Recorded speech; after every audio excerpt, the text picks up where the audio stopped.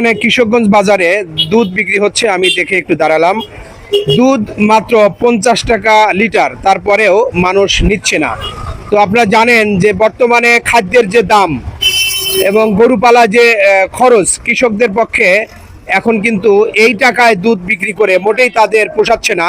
কৃষকরা এখন দিশেহারা বলতে গেলে। দেখেন দুধ নিয়ে সবাই বসে আছে। কত করে লিটার? 50 টাকা।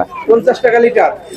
50 টাকা লিটার দুধ বিক্রি করে আপনাদের কি পোষায়? না, কিছুই থাকে না। মানে 800 এমন খেয়ার, 60 টাকা কেজি ভুসি। আচ্ছা আচ্ছা, খাদ্যের দাম বেশি আর কি। হ্যাঁ। ও, তাহলে এই কি উপায়, কি এখান থেকে আসলে বাঁচার উপায় কি মনে হচ্ছে? এখন সরকার গভর্নমেন্ট যদি আমার সহযোগিতা করে যে আমরা একটু দাম বৃদ্ধি পাই, তাহলে আমার একটু সুবিধা হয়, আমরা গরু পালার এটা আর একটু বাড়তি করতে পারি। না, পোষাচ্ছে না। এর ফাইতে খাদ্যের দাম বেশি, খাদ্য বেশি খাওয়ার লাগে। খাদ্য খাওয়াই আমি 25-26 কেজি দিন, তাতে আমার ঘাটতি পড়ে ডেলি।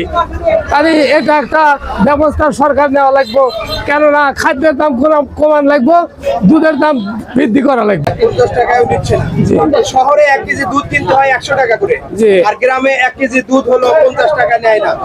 এই যে বৈষম্য, আমরা তো বৈষম্য মুক্ত বাংলাদেশ চাই। যদি তাই হয় তাহলে এখান থেকে আমাদের বৈষম্য দূর করতে হবে। গ্রামে এবং শহরে প্রতিটি কৃষকের প্রতিটি পণ্যের দাম একই করতে হবে, কৃষক বাঁচাতে হবে, তাহলে আমাদের দেশ বাঁচবে। জি জি জি। তো ধন্যবাদ। ইনশাআল্লাহ আশা করি সরকার এই বিষয়ে পদক্ষেপ নেবে। আসসালামু আলাইকুম। জি জি।